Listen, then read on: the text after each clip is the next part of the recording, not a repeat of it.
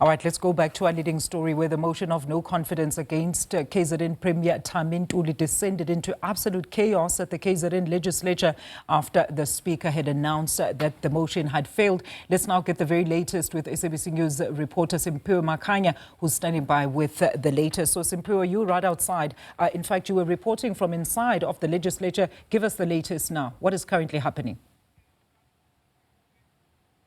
Legislature. I'm stepping out of the shot and allowing my colleague Nomhlengubane to give you a sense of what's happening now outside the legislature. The situation is much calmer here. Of course, we saw scores and scores of party supporters coming from Umkhonto weSizwe Party, which launched this particular, motion of no confidence, as well as Inkatha Freedom Party, and of course supporters of the Democratic Alliance. It's been an eventful day, particularly inside the proceedings, as we of course had members of the MK Party debating this particular motion of no confidence, as well as those who are opposed to this particular motion of no confidence, the ANC, IFP, the Democratic Alliance, and more interestingly, the National Freedom Party. And I say this, Alicia, because, the representative of the National Freedom Party, Mbali Shinga, who is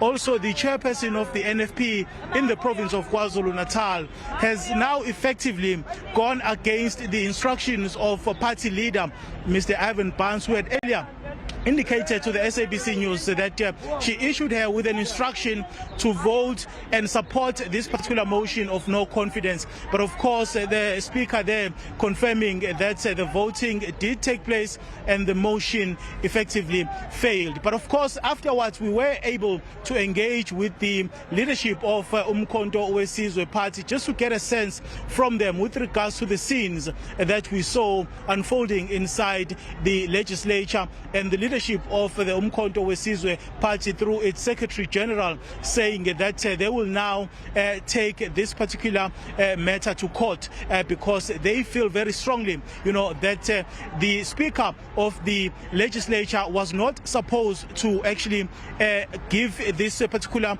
vote through an open voting process. He said that the MK Party felt very strongly that this particular vote should have been done through a secret ballot. That has been the bone of contention really throughout the day, Alicia, looking at all the events that have unfolded inside, the legislature. But outside, of course, my colleague Ayanda Mhlongo has been able to speak, to a number of party supporters who had come here to support their positions in terms of the political parties that they represent. Situation has now sort of become normal across the city of Pietermaritzburg, of course, as those supporters are now beginning this journey now of going back to their various destinations, following, of course, the scenes that we saw unfolding here in the KwaZulu-Natal Legislature. Alicia, I'm going to link back to you because I am not able to communicate with you.